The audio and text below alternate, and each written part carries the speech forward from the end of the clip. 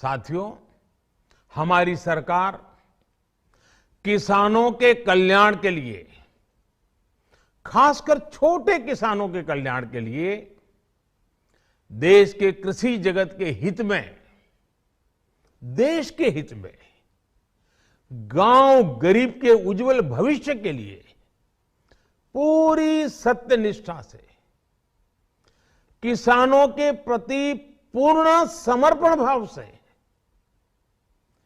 नेक नियत से ये कानून लेकर आई थी। लेकिन इतनी पवित्र बात, पूर्ण रूप से शुद्ध किसानों के हित की बात, हम अपने प्रयासों के बावजूद कुछ किसानों को समझा नहीं पाए। भले ही किसानों का एक वर्ग ही विरोध कर रहा था, लेकिन फिर भी ये हमारे लिए महत्वपूर्ण था। कृषि अर्थशास्त्रियों ने, वैज्ञानिकों ने, प्रगतिशील किसानों ने भी उन्हें कृषि कानूनों के महत्व को समझाने का भरपूर प्रयास भी किया। हम पूरी विनम्रता से, खुले मन से उन्हें समझाते रहे। अनेक माध्यमों से व्यक्तिगत और सामूहिक बातचीत भी लगातार होती रही। हमने किसानों की बातों को, उनके तर्क को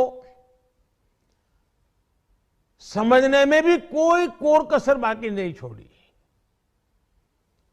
कानून के जिन प्रावधानों पर उन्हें ऐतराज था, सरकार उन्हें बदलने के लिए भी तैयार हो गई। 2 साल तक हमने इन कानूनों को सस्पेंड करने का भी प्रस्ताव दिया। इसी दौरान ये विषय माननीय सर्वोच्च न्यायालय के पास भी चला गया। ये सारी बातें देश के सामने है, इसलिए मैं इनके अधिक विस्तार में नहीं जाऊंगा। साथियों, मैं आज देशवासियों से क्षमा मांगते हुए सच्चे मन से और पवित्र हृदय से कहना चाहता हूं कि शायद हमारी तपस्या में ही कोई कमी रही होगी, जिसके कारण दिए के प्रकाश जैसा सत्य कुछ किसान भाइयों को हम समझा नहीं पाए। आज गुरु नानक देव जी का पवित्र प्रकाश पर्व है।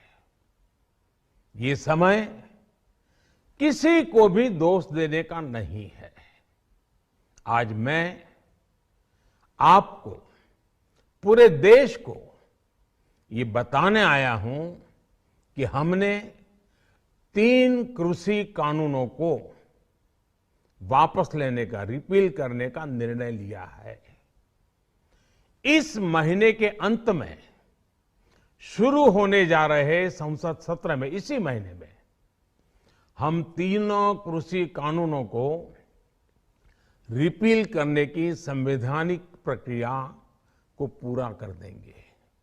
साथियों, मैं आज अपने सभी आंदोलनरत किसान साथियों से आग्रह कर रहा हूं, आज गुरु पर्व का पवित्र दिन है।